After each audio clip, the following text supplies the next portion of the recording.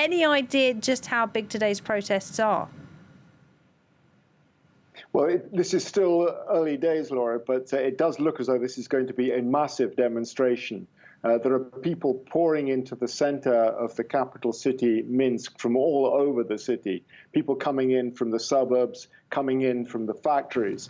And judging by the size of some of those columns, this is going to be a demonstration at least as big as we've seen on the last two Sundays, in which numbers exceeded on both occasions 100,000 people. So it looks like it's going to be enormous, despite the attempts by the authorities to stop it happening. And remember, today is the birthday of President Alexander Lukashenko. He doesn't want to see big demonstrations in the capital city on his birthday. He will have told the security forces to make sure it doesn't happen. And they've been doing their best to make sure it doesn't happen. Very intimidating presence on the streets. As you mentioned, there have been arrests, but without quite the brutality that we've seen in the past. We haven't seen attacks on demonstrators using truncheons, that sort of thing.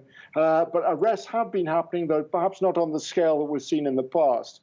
This is going to be a very, very tense evening, I think, in Minsk and across the country as well, because there are demonstrations happening there as well. But this is a test of resolve for both sides, for the demonstrators and, of course, of President Lukashenko. And Lukashenko's words and his actions in recent days suggest that he's not someone who is willing to give up power at this stage.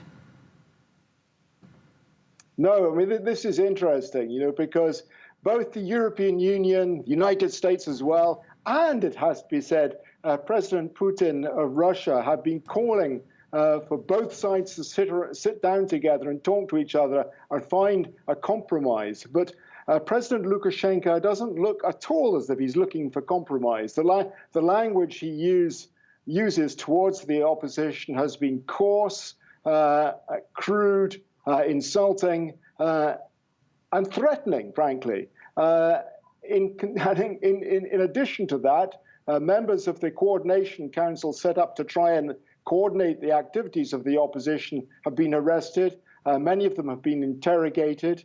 As you mentioned in your introduction, there's been a crackdown on journalists. The accreditation of at least 17 Belarusian journalists has been taken away, but the accreditation of foreign journalists as well, including Radio Free, Radio Liberty, BBC, AFP, Radio France International, a long, long list, 2 AP journalists expelled from the country. So this is a man who really is set on digging in his heels and turning to Russia, he hopes, for support. And Vladimir Putin has said a special force has been set up to go to Alexander Lukashenko's aid if the situation gets out of hand. Now, the question will be, of course, what does getting out of hand mean? And does President Putin really want to see Russian forces dragged into this conflict in Belarus? I think probably not.